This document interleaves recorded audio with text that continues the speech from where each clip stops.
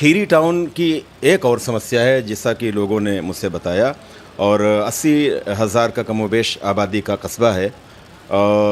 Inter college तक ही तालीम है। एक राजकीय इंटर कॉलेज है, एक ज़िला पंचायत इंटर कॉलेज है।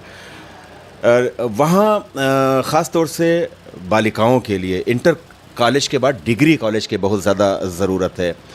तो क्या प्रयास रहेंगे? कुछ आश्वासन आपकी तरफ से? अभी आपके पास 4.25 साल का समय है। देखिए, कोई आश्वासन नहीं मिला है। और हृदय रोग विशेषज्ञ ये सरकार, जब समाजवादी पार्टी की सरकार थी, तब से कहती थी हमारी सरकार बनाओ, हम डॉक्टर पोस्ट करेंगे। और आज 8 साल हो गए, डॉक्टर नहीं आया। निशिकांत दुबे जी कई बार के एमपी हैं भारतीय जनता पार्टी से, और अगर उन्होंने इस तरह का बेतुका बयान दिया है तो कहीं ना कहीं इसको साजिश ही कहा जाएगा। आप देख रहे हैं खीरी.com और मैं हूं गुफरान अहमद। समय समय पर हम खीरी के सांसद उत्कर्ष वर्मा जी से कुछ ख़ास इश्यूज़ पर बात करते रहते हैं। आज भी हम यहाँ मौजूद हैं उनके कैंप कार्यालय पर, और सांसद उत्कर्ष वर्मा जी ने हमें समय दिया, इसके लिए बहुत बहुत शुक्रिया। सांसद जी से 2-3-4 सवालात हैं, ख़ास जो आज के करंट अफेयर्स के हैं, इस हवाले से बात करेंगे। सांसद जी, एक बड़ा ख़ास जो इस वक्त एक सवाल है, एक बहुत बड़ा इशू बनकर पूरे भारतवर्ष में घूम रहा है। निशिकांत दुबे जी ने जो एक सुप्रीम कोर्ट के जज के जो चीफ़ जस्टिस हैं, उनके हवाले से वो एक बात कही है, और बहुत ही शर्मनाक बात कही जा सकती है। उन्होंने जैसा कि कहा कि जो पूरे भारत में गृह युद्ध हो रहे हैं, इसके लिए ज़िम्मेदार सुप्रीम कोर्ट के चीफ़ जस्टिस हैं। इस बयान को लेकर काफ़ी हंगामा भी हो रहा है, और उनके ख़िलाफ़ कानूनी कार्रवाई की डिमांड भी की जा रही है। क्या एक सांसद के लिए ये उचित है कि इस तरह का बयान दिया जाए, और फिर सुप्रीम कोर्ट के चीफ़ जस्टिस के लिए? देखिए, ये बयान बिल्कुल ही उचित नहीं है। और भारत देश की जनता को आज भी सुप्रीम कोर्ट पर भरोसा है। न्याय की उम्मीद लेकर के लोग वहाँ जाते हैं और उनको न्याय मिलता है। जहाँ तक कि जो उन्होंने बात कही वक्फ बिल को लेकर के, तो ये हर नागरिक, प्रत्येक नागरिक का अधिकार है कि यदि अगर कहीं भी उसके मौलिक अधिकारों का हनन अगर हो रहा है, तो उसके पास अंतिम रास्ता सुप्रीम कोर्ट है। न्याय के लिए वहाँ जाता है, और सुप्रीम कोर्ट इस देश में रहने वाले हर व्यक्ति की मौलिक अधिकारों की रक्षा करने का काम करता है। तो उनका बयान पूरी तरह से अनुचित है, और कहीं ना कहीं भारतीय जनता पार्टी और उसके नेता पूरे देश में एक सांप्रदायिकता का माहौल फैलाना चाहते हैं। अनाप शनाप भड़काऊ भाषण दे करके नौजवानों को प्रेरित करके सड़कों पर उतारने का, इस तरह से उनको भड़का करके सांप्रदायिकता का माहौल फैलाना चाहते हैं। तो मेरा कहना है बयान पूरी तरह से ही अनुचित है।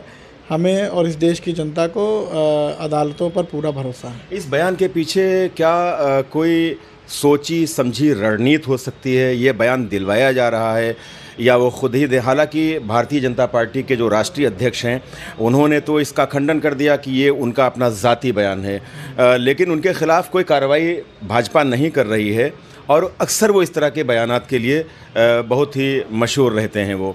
तो आपको लगता है कि कोई सोची समझी साजिश है, रणनीति है इस तरह के बयान दिलवाने की? देखिए, बिल्कुल ज़रूर होगी, क्योंकि निशिकांत दुबे जी कई बार के एमपी हैं भारतीय जनता पार्टी से, और अगर उन्होंने इस तरह का बेतुका बयान दिया है तो कहीं ना कहीं इसको साजिश ही कहा जाएगा। और हमें तो लगता है कि ये बहुत बड़ी साजिश के तहत बयान दिया गया। उन्होंने एक बयान मुख्य चुनाव आयुक्त, रिटायर्ड मुख्य चुनाव आयुक्त YS कुरैशी के लिए भी दिया कि ये मुस्लिम आयुक्त थे। एक तरह से क्रिमिनल, एक पूरी तौर से क्रिमिनल बयान दिया। इस पर क्या कहना चाहेंगे? देखिए, ये सब बयानबाजी बेतुकी है, और कहीं ना कहीं ये लोगों को जो भड़काने का काम कर रहे हैं। और भारतीय जनता पार्टी धर्म के आधार पर राजनीति करती है, उनके लोग धर्म के आधार पर वोट लेने का काम करते हैं, वोट बांटने का काम करते हैं। उसी के तहत इस तरह के बयानबाजी की जा रही है, ताकि जनता भ्रमित रहे, जनता बटे, और जब जनता बटेगी तभी भारतीय जनता पार्टी का फ़ायदा होगा, क्योंकि जो मौलिक जो कर्तव्य थे उनके सरकार के, चाहे शिक्षा हो, चाहे रोज़गार हो, चाहे चिकित्सा हो, आम आदमी की सुरक्षा हो, और जनता विकास, शिक्षा और कहीं ना कहीं रोज़गार से कोसों दूर हो गई। आज बेरोज़गारों की संख्या बढ़ती जा रही है, स्कूलों में पढ़ाई नहीं हो रही है, शिक्षक नहीं है, अस्पतालों में दवाई नहीं है। ऐसे मुद्दे पर ना बात करके वो इस देश के युवाओं का और देश की जनता का ध्यान अनाप शनाप मुद्दों पर दिग्भ्रमित करके सरकार बनाते हैं और फिर जनता का दोहन करते हैं। 8 साल डबल इंजन सरकार को उत्तर प्रदेश में हो गए, मुकम्मल हो गए। 2 टर्न मिल गए योगी जी को या भारतीय जनता पार्टी को। 8 साल में क्या देखते हैं उत्तर प्रदेश में, तरक्की के मामले में, विकास के मामले में क्या देखते हैं? बदहाली है, बेरोज़गारी छा गई है और महंगाई इतनी ज़्यादा है कि आम आदमी का जीना दुश्वार है। शिक्षा के स्तर को ख़त्म कर दिया, पढ़ाई इतनी महंगी कर दी है कि आम आदमी फ़ीस नहीं दे पा रहा है। अस्पतालों में इलाज नहीं है, अस्पताल में इलाज आप छोड़ दीजिए, खड़े होने की जगह नहीं है, और गैर जिम्मेदार लोग अस्पतालों में हैं जिनकी वजह से लोगों की जानें जा रही हैं, इलाज नहीं मिल रहा है, दवाइयाँ नहीं हैं। सड़कों की हालत खस्ता है, टूटी है, और जो वादे उन्होंने किए थे उस पर फेल हैं। थानों में न्याय नहीं है, भ्रष्टाचार इतना बढ़ गया है कि अगर एक छोटा सा भी काम किसी व्यक्ति का है तो बिना पैसा दिए आज उसका काम नहीं हो सकता है। तो यही सब चीज़ें हैं। उत्तर प्रदेश में एक सेना है, वो सेना अक्सर बयान दिया करती है।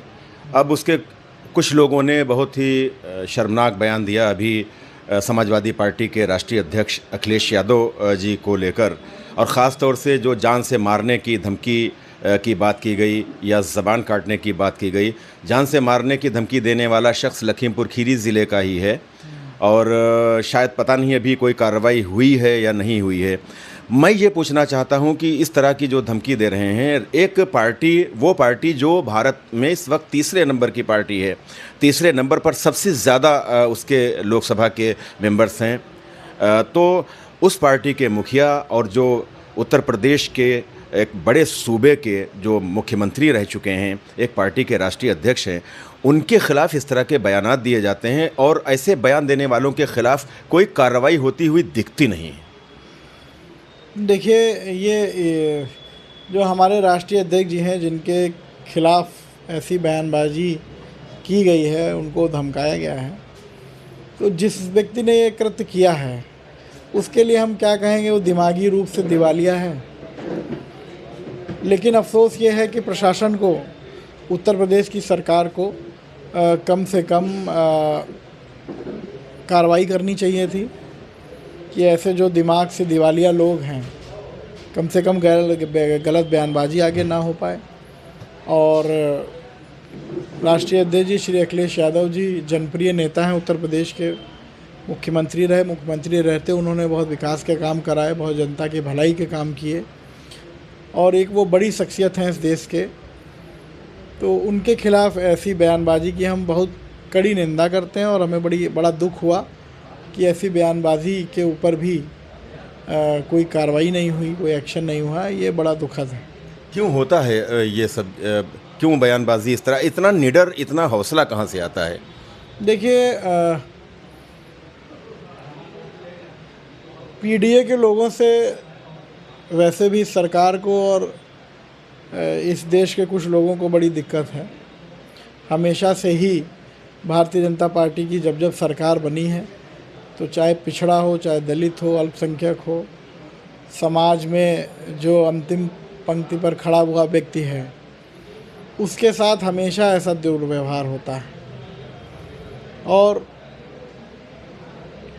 ये हमेशा से हो रहा है। जब भी भारतीय जनता पार्टी की सरकार बनती है, सबसे ज़्यादा पीड़ित यही वर्ग होता है, इसके हक छीने जाते हैं। जो इस देश के साधन संसाधन पे जो उनका अधिकार है, वो उनसे छीनने का काम किया जाता है। लेकिन इस बार पीडीए अब जागरूक हो गया है, और पीडीए ऐसी सरकार चुनेगा जो उनके हित की बात करे और जो उनके बीच का हो। उत्तर प्रदेश में लॉ एंड ऑर्डर को लेकर क्या कहेंगे? लॉ एंड ऑर्डर पूरी तरह से ध्वस्त है। रोज़ाना कहीं ना कहीं घटनाएं होती हैं और हमने आपसे पहले भी कहा कि थानों पर तो न्याय नहीं है, कोई सुनवाई नहीं है थानों पर। प्रार्थी जाता है, दरखास्त लेके खड़ा रहता है, उसका एक्शन नहीं होता है और धीरे धीरे वो एक बड़ी घटना के रूप में तब्दील हो जाता है।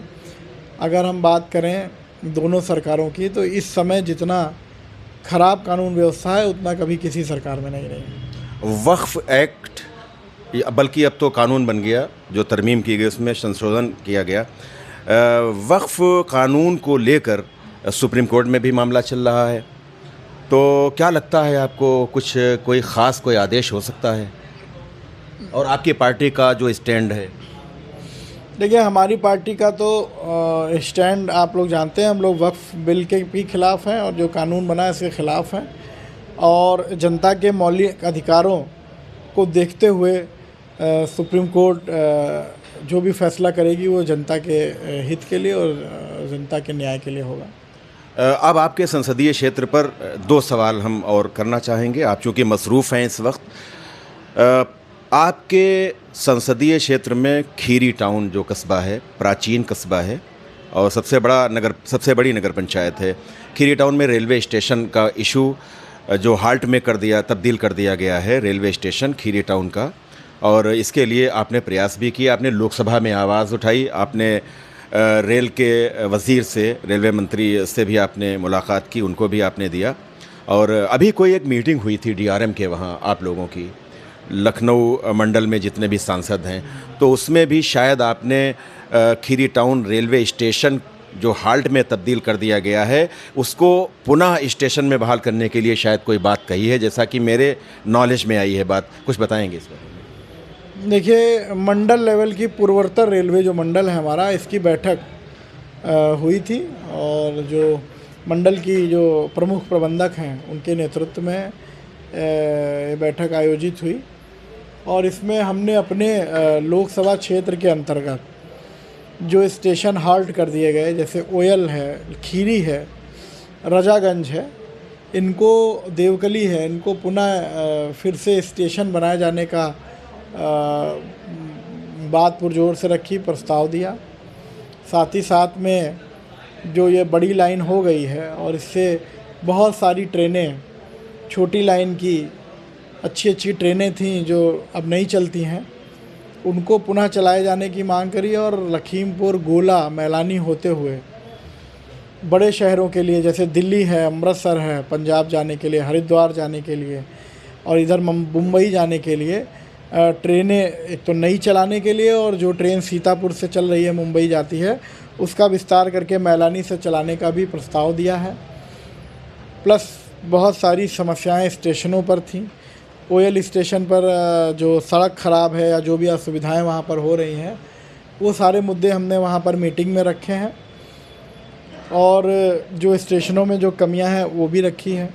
गोला स्टेशन में एक फुट ओवर ब्रिज की मांग है पुनर्भूग्रहण के लोगों को क्रॉस करने के लिए, वो मांग हमने रखी है और कुछ नई अच्छी ट्रेनें मिल जाएं जिससे आने जाने में दिल्ली के लिए सुविधा हो जाए, ये बात भी हमने रखी है वहाँ पर। हृदय रोग विशेषज्ञ के लिए भी आपने कई बार आवाज़ बुलंद की है, कुछ आश्वासन मिला है क्या, कब तक के क्या हो जाएगा? देखिए, कोई आश्वासन नहीं मिला है और हृदय रोग विशेषज्ञ ये सरकार, जब समाजवादी पार्टी की सरकार थी तब से कहती थी हमारी सरकार बनाओ, हम डॉक्टर पोस्ट करेंगे, और आज 8 साल हो गए डॉक्टर नहीं आया। खीरी टाउन की एक और समस्या है जैसा कि लोगों ने मुझसे बताया, और 80,000 का कमोबेश आबादी का कस्बा है।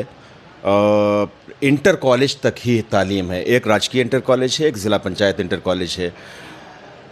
वहाँ ख़ास तौर से बालिकाओं के लिए इंटर कॉलेज के बाद डिग्री कॉलेज के बहुत ज़्यादा ज़रूरत है, तो क्या प्रयास रहेंगे? कुछ आश्वासन आपकी तरफ से? अभी आपके पास 4.25 साल का समय है। देखिए, हमारा काम है जनता की मांग को ऊपर पहुंचाना, और जनता की मांग है बालिका डिग्री कॉलेज के लिए, तो इसकी मांग को हम ऊपर सदन में भी रखेंगे और प्रयास करेंगे, सरकार का भी ध्यान आकृष्ट करेंगे कि कम से कम इतने बड़े कस्बे में एक महिला डिग्री कॉलेज होना चाहिए। आखिरी सवाल सांसद जी ये है कि 2027 के चुनाव की तैयारियां पार्टी ने शुरू कर दी हैं, समाजवादी पार्टी ने शुरू कर दी हैं। 8 विधानसभा हमारे ज़िले में आती हैं और सभी पर अभी भारतीय जनता पार्टी का कब्ज़ा है। आपको क्या लगता है, क्या तैयारियां जो पार्टी के कार्यकर्ता हैं, उन कार्यकर्ताओं को पार्टी से क्या दिशा निर्देश मिले हैं कि अब हमें ये जो 8 सीटें हैं इनको रीगेन करना है हमें, और क्या तैयारियां हो रही हैं कि 2027 में एक बार फिर ज़िला लखीमपुर खीरी से समाजवादी पार्टी का परचम बुलंद हो, इसके लिए क्या तैयारियां कर रहे हैं? देखिए, समाजवादी पार्टी की जो नीतियां हैं उनको लगातार पार्टी के कार्यकर्ता जनता तक भिजवा रहे हैं। बूथ लेवल पर हम लोग अपना संगठन मजबूत कर रहे हैं, बूथ कमेटियां बना रहे हैं और समाजवादी पार्टी की पूरी ज़ोरदार तरीके से तैयारी चल रही है। और आने वाले समय में 2027 में निश्चित ही समाजवादी पार्टी के 8 विधायक जीतेंगे सरकार। बहुत बहुत शुक्रिया सांसद जी का। और नाज़रीन, आपको ये वीडियो कैसा लगा, सांसद जी की बात कैसे लगी, आप कमेंट बॉक्स में आप अपनी राय का इजहार कीजिएगा। और गुजारिश है कि आप इस वीडियो को ज़्यादा से ज़्यादा आप शेयर करें, लाइक करें। एक बहुत ही मोहब्बतों के साथ गुजारिश है कि आप खीरी.com को सब्सक्राइब करें। कैमरा पर्सन मोहम्मद शाहन रज़ा के साथ गुफरान अहमद को इजाज़त दें। वीडियो देखने के लिए बहुत शुक्रिया।